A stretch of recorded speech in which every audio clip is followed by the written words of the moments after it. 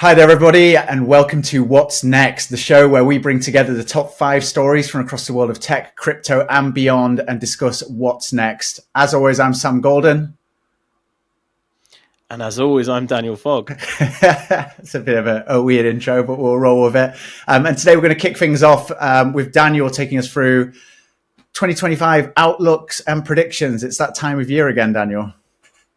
Yeah, so new year, everyone's jacked, everyone's energized. We had a big bull market leading into the end of 2024. 2024, certainly for the Bitcoin L2 segment, was a pivotal year of growth, but we're just one component of a wider crypto market.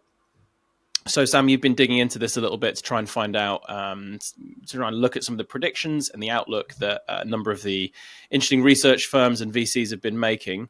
So what have you found? What does 2025, what does it look like for us? Yeah, for sure. I mean, like you said, every man and his dog have published their predictions and outlooks for 2025. A few that caught my eye that I thought were really interesting. First of all, Messari published their 2025 crypto thesis.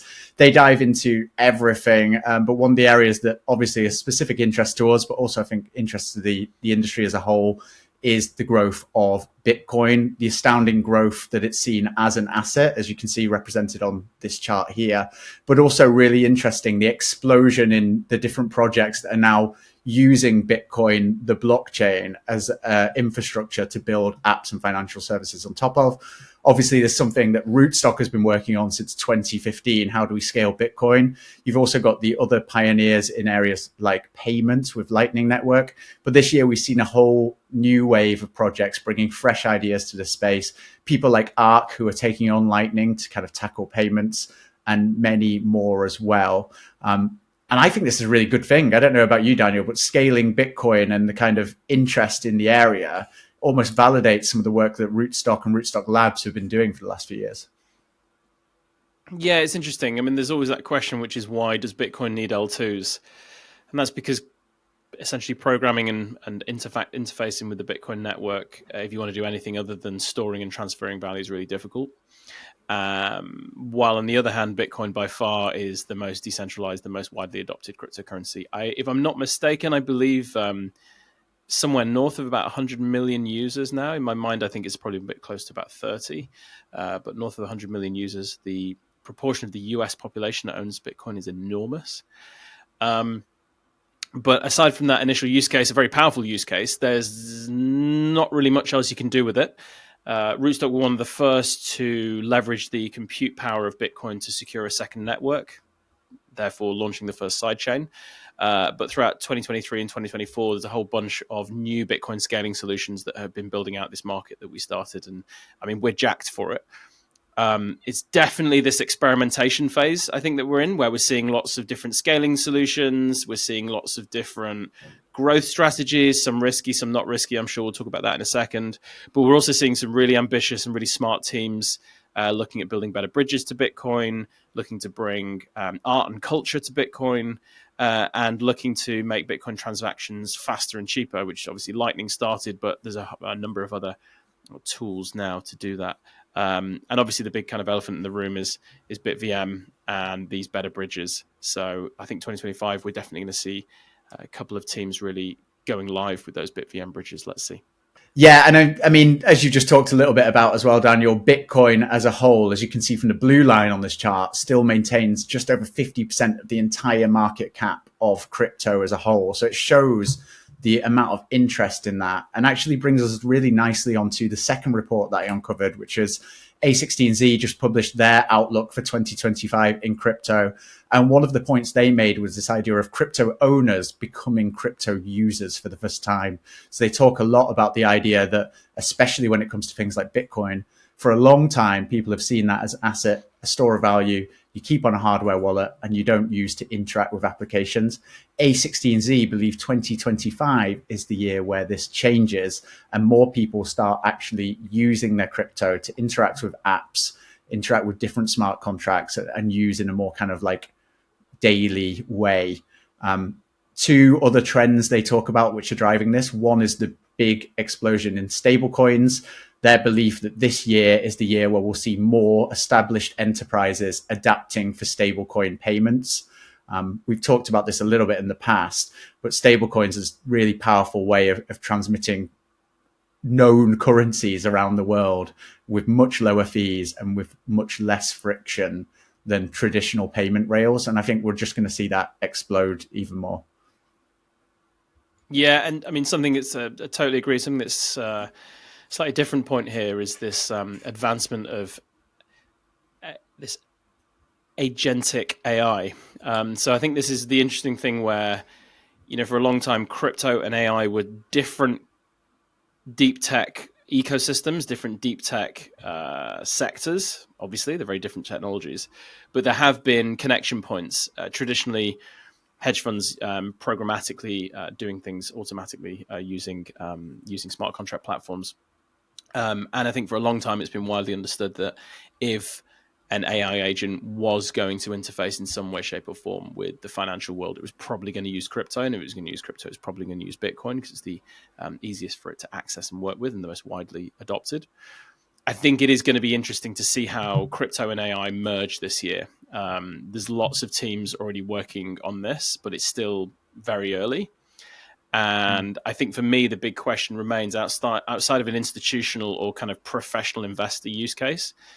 Do you really want to trust your Bitcoin with an AI agent that acts on your behalf from voice prompts alone?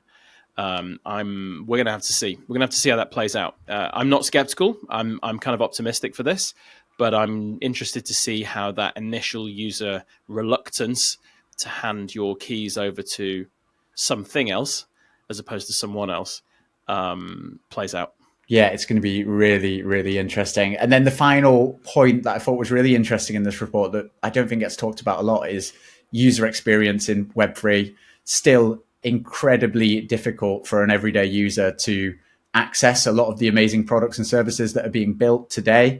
A16Z thinks that 2025 is the year this will change, not only with a lot more focus on user experience, but also this vision that could be the first ever kind of app store for the crypto industry, where users can browse through the different services in a more familiar way, which should help onboard the next people into the world of crypto as well. So UX obviously is kind of discussed quite a bit, but when it comes to Web3, I think we're still miles behind the traditional kind of like internet industry.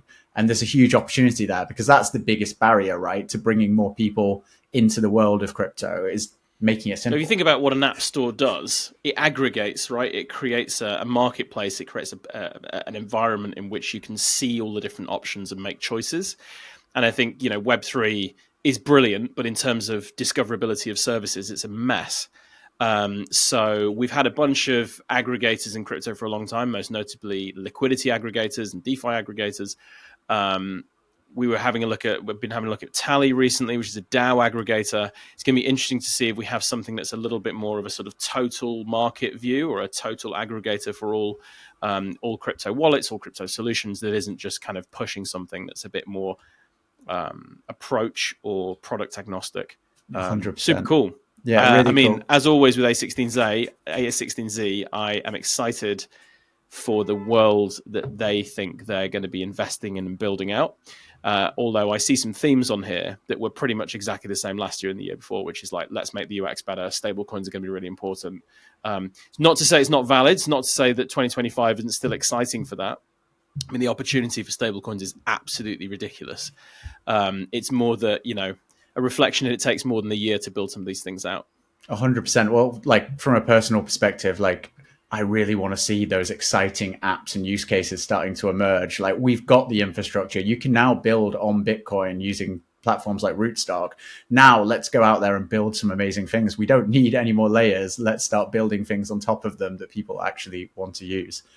Super exciting. Okay, let's dive into what's next. Okay, so this is an exciting looking website, Sam. Yeah, very interesting. Talking about UX, I think that the government actually do a great job with UX because it's just so simple and easy to use. So this week, the UK Prime Minister Keir Starmer delivered a speech outlining the government's plans to use AI across the UK to increase efficiency and to drive growth. And what you're looking at here is the AI Opportunities Action Plan published by the Department of Science, Innovation and Technology. that makes a number of recommendations on how this can become reality. There's lots to unpack here and lots of unanswered questions about the time and the cost of rolling out this stuff and making this vision a reality. But Daniel, I know you're a big follower of the world of AI. Would love to hear your kind of take on this plan. Is it ambitious enough? What really jumps out to you? I mean, there's an argument here to say that, you know, the race has already started and we're now catching up. The UK, that is. What's really happening here at a global level is it's very clear that there is a geopolitical strategic context around AI and nation states where dominance in AI, not just for marketing and economic reasons, but also for strategic and defense reasons, is extremely important. And that has a number of different components where the hardware and where the designs for the clusters needed to train the AIs are going to be built from. So we've seen a lot of sanctions activity between the US and China on this recently. You know, are the factories or the fabs safe if they were in some way affected due to military action, like TSMC in Taiwan? What would that do to global advancements? There's a bunch of different kind of dynamics here, but I think primarily you've got what is broadly an industrial and economic strategy here, but it is clearly shot through with questions of geostrategic importance, i.e., is the UK as a nation-state actor going to get left behind if development of AI clusters and reliance on primarily the US is something that we end up doing because we haven't entered the race early enough. So, I mean, a couple of interesting things in this. I mean, we've talked about this before. Matt Clifford's a super interesting leader on this. You know, the UK had one of the early movers in the modern AI movement with DeepMind, who are still based in the UK, still based in London. I think a couple of different random takeaways that I wanted to share. I mean, firstly, like, why is the UK good for this? You know, 3 out of 5 leading research institutions in the world, Imperial College, Cambridge, and Oxford, all within sort of 50, 60 miles of each other. Global time zone advantage, largest market outside the US for venture capital. London, truly global city, culturally speaking. City of London, still long-standing financial centre with deep pockets, deep liquidity hub.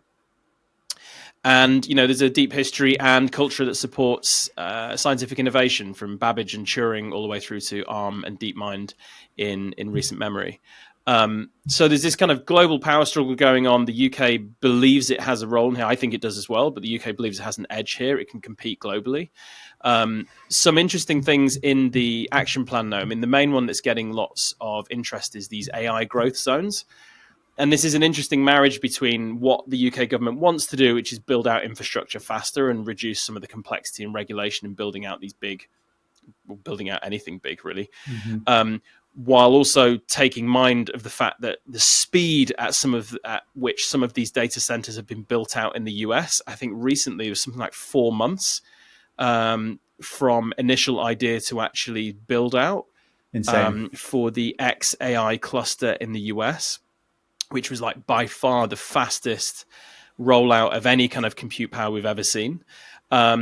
That's an indication of how fast this is moving and how quickly you need to get a data center available so you can train these LLMs.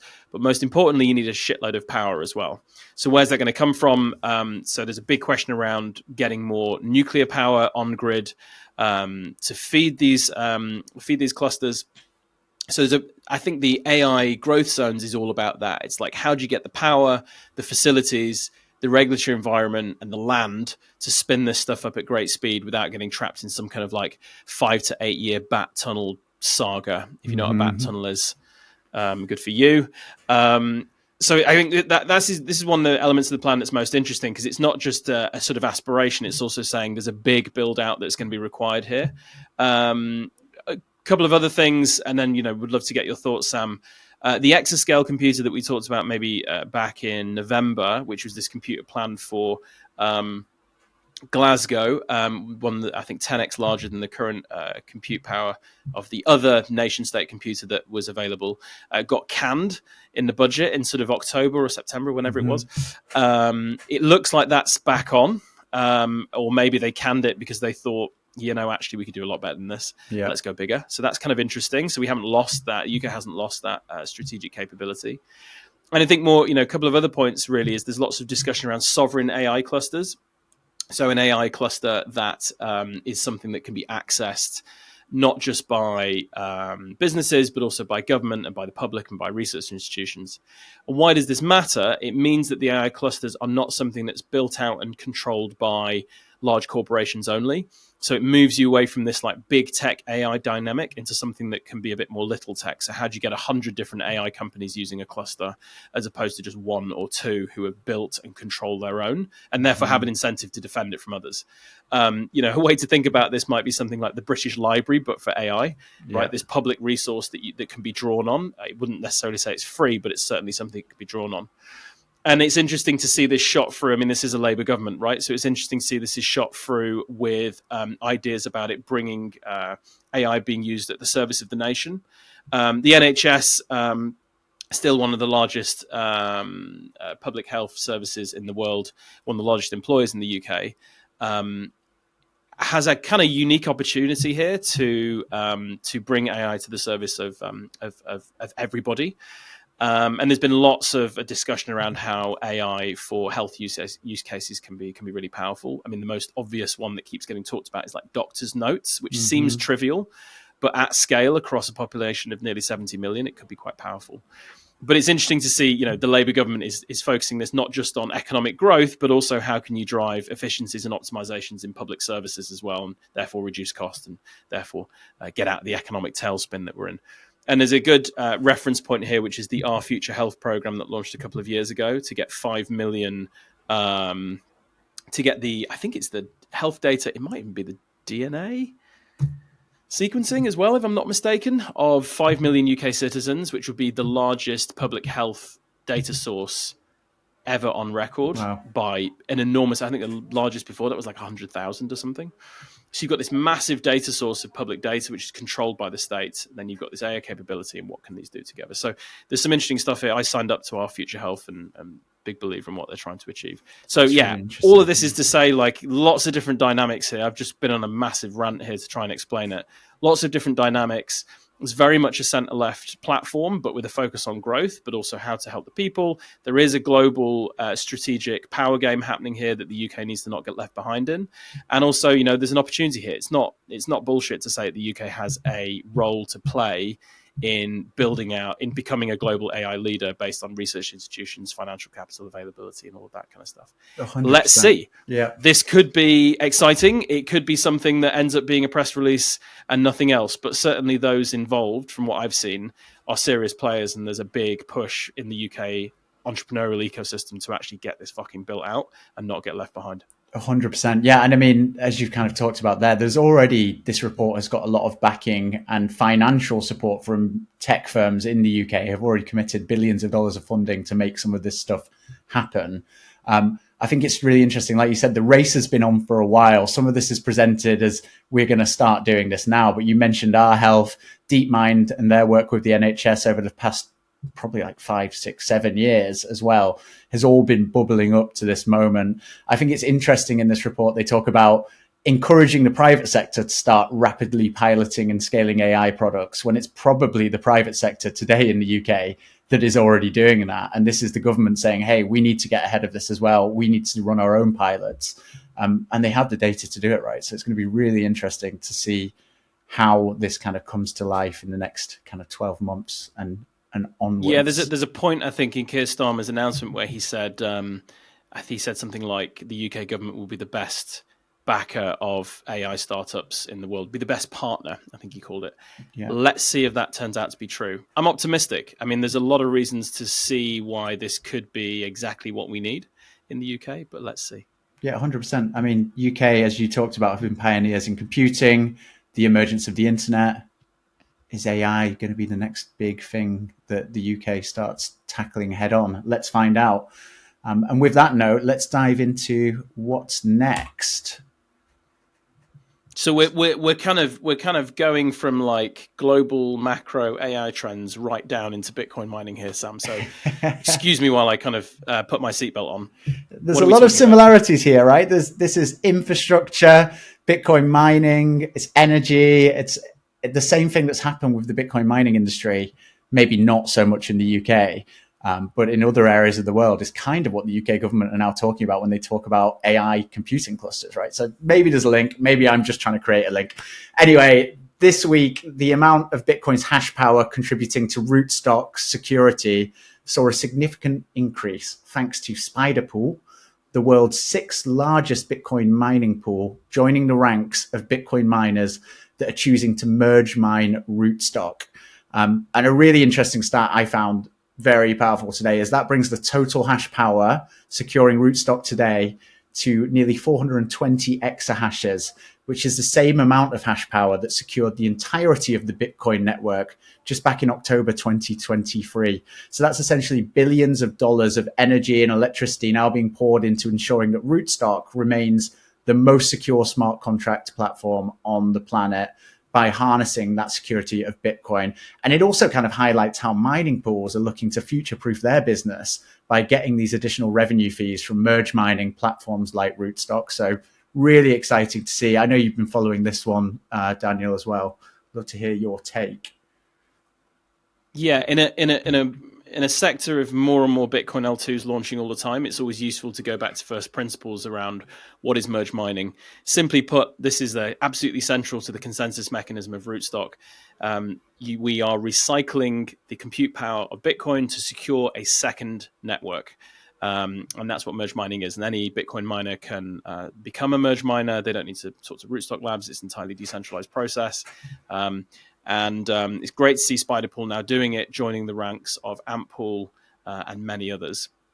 I believe this adds about 6% of Bitcoin hash rate to the merge mining of Rootstock, which is incredible. And you can see on the right-hand side the on-chain proof. So this is a screenshot taken from slightly earlier today of SpiderPool's account now generating RBTC as a result of the merge mining process. So it's great to see SpiderPool choosing to merge mine and Rootstock and get a new revenue stream to support their Bitcoin mining operations. We've had some really good interactions with the team in guiding them in here, and shout out to Adrian, who's been leading this for a long time. SpiderPool are not the only new merge miner. There are others coming online in the next couple of weeks. So super excited that SpiderPool's the first in this new cohort that's going live. Super exciting stuff. Yeah. And people sometimes look at me funny when I talk about the future of 2140 when every Bitcoin has been mined. At that point, the Bitcoin network survives on transaction fees, and it survives on networks built on top of Bitcoin, harnessing the mining power to actually continue to sustain its security budget. If there aren't transactions happening, and they're not happening either on Bitcoin base or layer twos like Rootstock, the Bitcoin miners aren't incentivized to continue to contribute that hash power to the network. So, and maybe in the shorter term, as the halvings happen and the rewards paid to miners reduce, they need to be looking for additional revenue streams to actually continue to be profitable and grow in the industry. So super cool. It's also just a big sign of the miners doing this, that they've got that kind of really forward-looking, exciting, innovative look, and that they support scaling Bitcoin as well. So I think that's a really cool thing. Amazing, Sam. Thanks so much. Welcome, SpiderPool. What's next? Rootstock Collective is next. Daniel, I don't know if you can give us a bit of context on Rootstock Collective. Yeah, absolutely. So the Rootstock Collective launched in September 2024 as a mechanism to bring builders and backers right into the center of Rootstock's ecosystem scaling strategy. Simply put, what we have been trying to do here in supporting the launch of Rootstock Collective is solve the value capture challenge for Bitcoin builders, which is that if Bitcoin is the asset central to the ecosystem and there is no scaling token, how can capital be raised? How can the ecosystem be incentivized to build out the Bitcoin scaling solution that is Rootstock? And the Rootstock Collective was the answer. Then in late November, early December, the collective reward scheme launched. And this really is the kind of the economic heart of the Rootstock Collective. So it's a mechanism for Rift stakers to get totally involved in how Rootstock scales. And Sam, you're going to give us a bit of a deep dive, I think, on exactly how this mechanism works. Yeah, 100%. So I think the way I've been thinking about it is first of all, you become convinced that Bitcoin is the hardest money in existence. So what do? You buy Bitcoin. That's how you have kind of exposure and commit to your belief about Bitcoin playing a big role in the future. Then you start to get a bit deeper down the rabbit hole and you start thinking about how Bitcoin, the network, could become this critical infrastructure for the future of humanity and a really important part of our bigger financial system. And from there, you might start thinking about, right, we've got this infrastructure. Things are going to start being built on top of this network that is Bitcoin. That's what's happening today on Rootstock. People are building smart contracts, apps, protocols, using the security and the decentralization of Bitcoin at its core, and Bitcoin as the native token on Rootstock as well. So once you get to that level, you start thinking about, how can I play a role in guiding, supporting, and kind of benefiting from all of the founders and teams building on top of Bitcoin today? And Rootstock Collective is the answer to that. Joining Rootstock Collective is a way to actually start supporting, guiding, benefiting, and kind of having your voice heard in how Bitcoin scaling develops in the future. It's this club of lots of like-minded people who share the vision that Bitcoin is going to be critical infrastructure in the future of humanity. And they see how Rootstock, as the longest running and leading Bitcoin sidechain, is going to enable all of these new applications and products to be built on top of Bitcoin and harness the power of it. So you get to that point, you stake your RIF in the DAO and you become a member. And you can then participate in governance. You can choose who is getting a grant from the decentralized grants program. You can vote on other important issues that the community have raised and proposed through the DAO mechanism. And then from there, the new Rootstock collective rewards feature that you just talked about, Daniel, is where you can start building your dream team of the projects that you really believe in. And you can see on the screen right now, this is just a list of some of the builders that are already members of the DAO. And as a member of the DAO, I can now back those projects and get a share of the rewards that they're generating through the DAO as well. So it allows me as a user to be able to participate in the growing Bitcoin ecosystem. And it gives these projects not only a community and a user base who can give them insights and feedback on their project, but also a community that will use that and interact with their protocol as well. So really, really exciting. This is kind of the beginning stage of what we see to be a critical piece of Rootstock moving forward, pushing for decentralization and kind of helping Bitcoin scale as a whole. Beyond Rootstock, this is the way that Bitcoin builders get incentivized to build on Bitcoin as a network. And I think that's super exciting. Yeah, love it. I saw we had a Rootstock Labs helped with the announcement. There was something in Block recently, if I'm not mistaken, that kind of broke down exactly how the collective works. So I saw some really nice on this, kind of good description of how this works. So the way collective rewards works is that builders, so that would be Tropicus, Money on Chain, Bolts, and others, are developers who create solutions on Rootstock and earn RIF and RBTC rewards for their contributions to Rootstock. Whereas backers are RIF stakers who support builders, receive a share of the builder rewards, and foster mutual growth. So it's a really interesting way through financial incentives, voting and participation, and sharing of transaction fees that an ecosystem can scale. So let's see. It's been live now, collective rewards, for about 6 to 8 weeks. I think we've been through a few cycles. Super excited about where this takes Rootstock. Yeah, really, really exciting stuff. One point I might add to this that I think is really interesting as well is, like, unlike a Bitcoin staking solution where you have to lock your Bitcoin to be able to benefit and participate, with Rootstock Collective, that's not the case. By keeping Bitcoin as the native currency, as the key money token, and then introducing RIF as the governance and utility token for the DAO, it allows people to keep control of their Bitcoin, participate in other DeFi protocols on the network, while still having control and earning Bitcoin by being a part of Rootstock Collective. So really exciting stuff. There's a lot of things happening, and we're going to dive into what's next, going a little bit deeper into the future. Shout out to all of the people scaling the Rootstock Collective. Shout out to Sasha and Eleanor. Shout out to all the builders that are in there, all the backers. I think there are something like over 700 or 500 RIF stakers now, and I think maybe around 150 collective rewards participants. So yeah, shout out to all of you lot building Rootstock into the future. Aave, cool. Let's go. Are you going to intro me, Sam?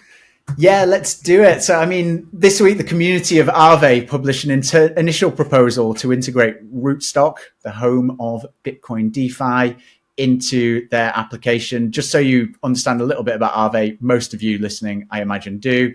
Aave is one of the largest DeFi protocols in the world, over $30 billion of liquidity, offering lending, borrowing, swapping, and staking services across a whole range of different chains.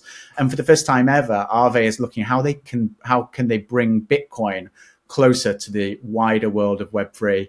And Rootstock has been identified as a way of doing that. And we're currently at the temperature check stage of this proposal.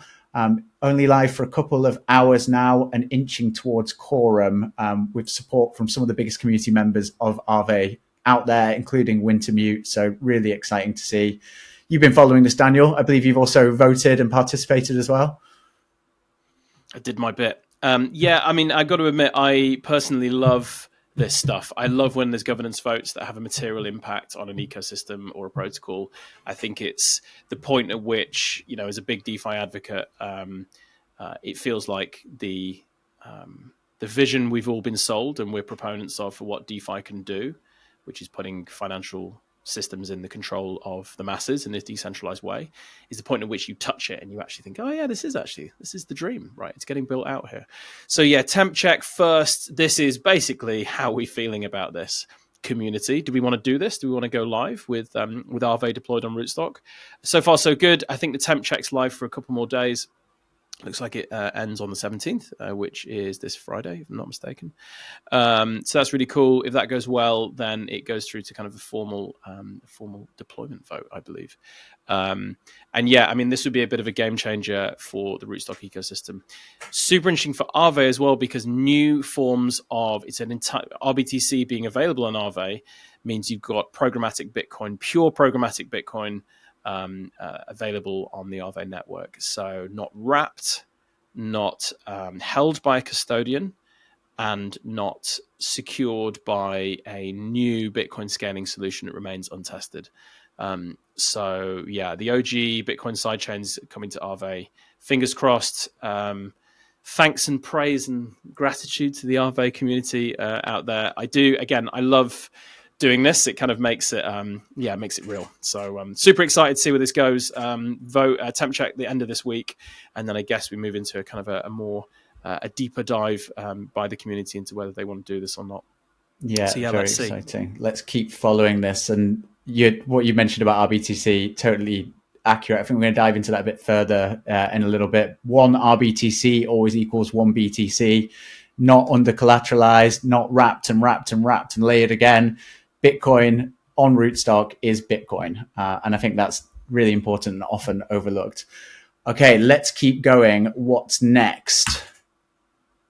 Rootstock. Yeah, PowerPeg. Just a little one I wanted to talk about here. So the PowerPeg is the mechanism by which you move Bitcoin into Rootstock and move RBTC from Rootstock back to Bitcoin.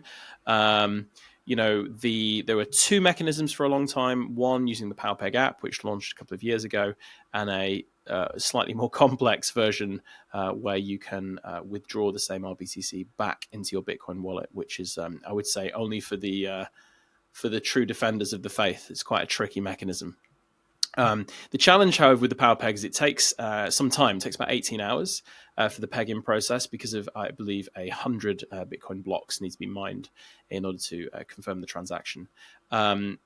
What the Rootstock Labs team has been working on is to figure out, is there a way that we can maintain that degree of decentralization, but give people access to potentially smaller amounts of BTC and RBTC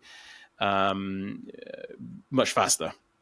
So there's a protocol developed using RIF technology called RIF Flyover, which became a mechanism for introducing faster peg-ins and peg-outs. So now we have PowerPeg Fast Mode, which uses Flyover as the underlying technology.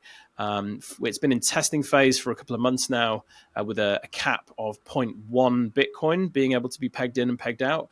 That cap is going to be raised soon to 1 Bitcoin. So currently near about $100,000 worth of value being able to be pegged in and pegged out super quick. So really good to see this is happening. Just one of the many things we're doing at Rootstock Labs to try and make access to Rootstock and the Rootstock ecosystem faster, easier, and cheaper for everybody. Really cool. And so obviously there's a number of different third-party ways of being able to access RBTC or bridge your Bitcoin into Rootstock. What is the advantage of using the native PowerPeg? What does the user get that they might not get from some of these other services? So no custodian, no third party, no intermediary, direct access in and out of Bitcoin into Rootstock. I mean, there are other, as you say, there's lots of other solutions. There's centralized mechanisms to get RBTC exchanges, basically. There's slightly more decentralized exchanges and swaps that you can use. So you can get access to RBTC by swapping USDT or RIF or whatever you like on things like Oku and Uniswap and SushiSwap and other mechanisms, and most recently Bolts as well, which is a atomic swap mechanism, which is kind of definitely more on the kind of trust minimized, decentralized side of the ledger from something like a centralized exchange. But if you are a large institution or you're a believer in privacy, decentralization, and trust minimized mechanisms to get in and out of Bitcoin, then yeah, the PowerPeg's for you, which is great, apart from the fact that it can take up to 18 hours. So the fact that fast mode's now live with up to 1 Bitcoin is really awesome. But you can still peg in. There is no locking cap. So there's no ceiling on the amount of Bitcoin that can be introduced into RBTC. It is 21 million.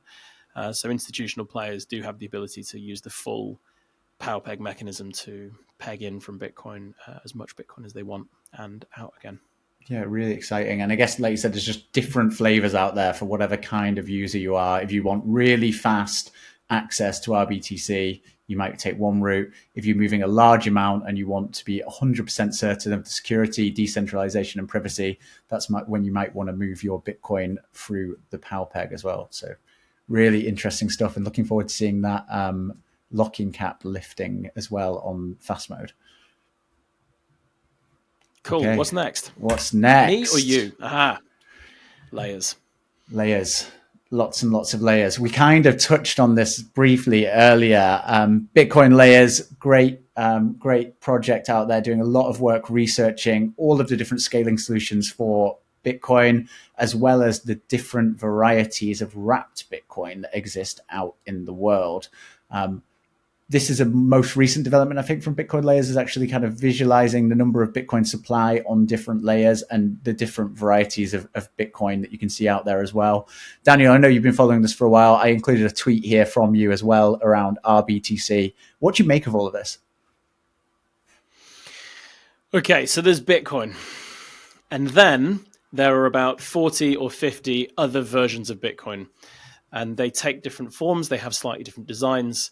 Some are held by custodians, some are held in multi-sig wallets, some are secured by federations, and on and on and on. And so I think the kind of message here is not all Bitcoin is created equal outside of Bitcoin, right? And, we've seen early indications of maybe stress and pressure on how some of this BTC is collateralized, I guess. There are wrapped Bitcoins, there are programmatic Bitcoins out there where there is significant concern that you do not have what is essentially a simple design backing that Bitcoin asset. I.e., 1 Bitcoin does not necessarily equal X BTC.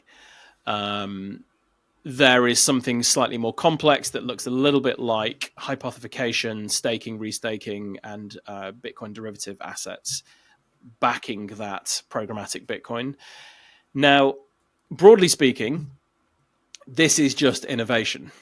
And innovation is messy, and teams are exploring different routes for how you can create wrapped Bitcoin assets and bring more programmatic Bitcoin on chain. But I think there are designs out there that are in active use. Some of the largest wrapped Bitcoin and programmatic Bitcoin assets on this list, aside from those that are held by custodians, which is its own problem, where there is deep concern that you are not seeing a one-to-one backing here. We saw algorithmic stablecoins melt down back in 2022. We have seen centralized custodians and centralized exchanges melt down. Most notably Mt. Gox in Japan a long time ago now. So, centralized custodians wrapping Bitcoin and offering programmatic Bitcoin into DeFi has its own challenges. We've been warned many times about that, and we've seen what happens when it goes wrong. Paper Bitcoin, it's sometimes referred to as. And then on the other side, you've got big questions about these more decentralized protocols and whether actually what's happening in the background is real Bitcoin assets, real Bitcoin reserves backing those up, and not time-locked Bitcoin wallets and these kind of other mechanisms we've seen. Now, Rootstock is not the only one on this list that I think is a good actor and is trying to build something that is in tune with Bitcoin's core principles. There are other protocols out there that are designing really good and novel solutions for how you can have a decentralized mechanism to lock Bitcoin, unlock some kind of programmatic Bitcoin, and then it be available for all manner of DeFi. But I just think it's really important that we, offer a little bit of a warning here. Not all programmatic Bitcoin and wrapped Bitcoin is created equal. Be super cautious when you're playing around with some of these new Bitcoin assets because, broadly speaking, if there is a DPEG, there'll be real trouble. Yeah, and I guess that's why the work of people like the guys at Bitcoin Layers is super important because they're diving into this, looking behind the scenes at how these different wrapped Bitcoins are created, checking the reserves when they can do to understand how it all works. And the one thing I guess... what I'd offer is in a fast-moving market, many of these new BTC assets have launched within the last 12 months. We work very actively in this space. I do not understand the different designs of these different assets, right? And yet we're deep within this space. So I think there is a real concern that by sticking BTC after an asset name, it gives users the impression that they are actually interfacing with something that feels like and has similar trust assumptions to Bitcoin. I think that's super dangerous. Read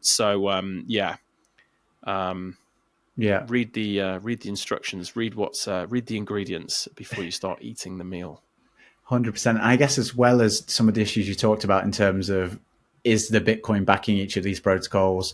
Is there a centralized custodian? There's also the question like how easy is it to get back to Bitcoin base layer? So swapping in and swapping out, what are the costs associated? Are the third parties involved in that process? Can you actually withdraw your Bitcoin when you want to take it back to pure BTC? Lots of considerations here. Amazing. Okay, Sam, what's next? I think we've got one more thing on the list. I don't think we do. That's it. That's all good. I mean, this is our first What's Next of the year. We had a little hiatus over Christmas. We're committed to doing this. At some point in the next few weeks, we're going to go live. We're going to try and jazz it up a little bit, make it a little bit more exciting and a bit more friendly. But yeah, you're going to be hearing more from me and Sam in the weeks and months ahead as we comment on what's going on, not just in Bitcoin L2s and crypto, but in other deep tech areas as well. So Sam, love talking to you. Thanks so much for this. Hopefully we're going to talk again in 2 weeks' time. Sounds good. Snap, Daniel. Speak to you soon. Thanks a lot, guys. Bye-bye. See you. Bye.